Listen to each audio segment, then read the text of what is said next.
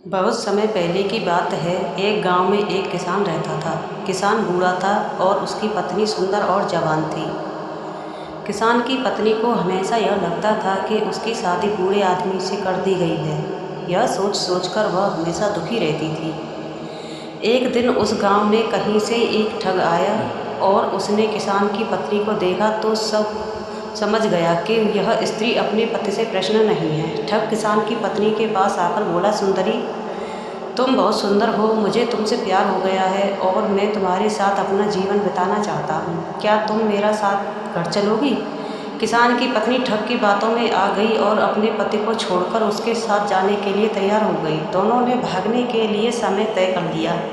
ठग ने कहा, तुम्हारा पति तो बूढ़ा हो गया है, वह धन का क्या करेगा?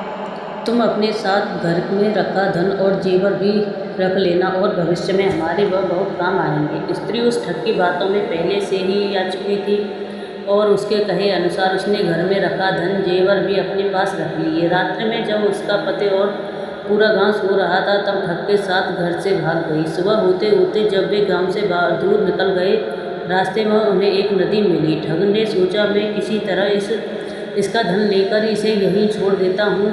यह स्त्री वैसे भी अधेड़ उम्र की हो चुकी है, मेरे पास धन रहेगा तो कई जवान सुंदर स्त्रियां मिल जाएंगी। नदी को देखकर ठग बोला, प्रिय, इतना सारा धन लेकर हम नदी को पार नहीं कर सकते। पहले मैं इस धन को नदी के पार ले जाकर किसी सुरक्षित स्थान पर रख देता हूँ, फिर तुम्हें भी नदी के पार करवा दूंगा। किसान की पत्नी पहले ही ठग की बातों में आ गई थी। इस बार भी उसने बिना सोचे समझे ठग को धन की गठरी दे दी और वहीं बैठकर उसके आने का इंतजार करने लगी। बहुत अधिक समय बीत गया परंतु ठग नहीं लौटा। अब किसान की पत्नी को सारा माजरा समझ में आ गया और अपना सब कुछ लुट जाने के दुख से नदी किनारे बैठकर रोने लगी। उसी समय एक गीदड़ मुंह में मांस का टुकड़ा लेकर स्त्री के सामने से गुजरी।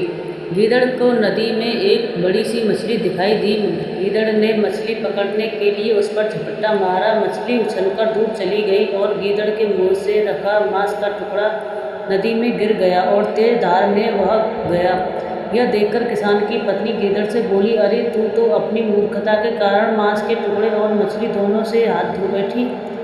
किसान की पत्नी बात सुनकर गीदड़ ने जवाब दिया, अरे मूर्ख, तू तो मुझसे भी ज़्यादा बेवकूफ़ है, जो अपने प्रेमी के लिए अपने पति को छोड़कर आई और वो तेरी धन दौलत लेकर तुझे छोड़कर चला गया। तू तो घर की रही न घाट की।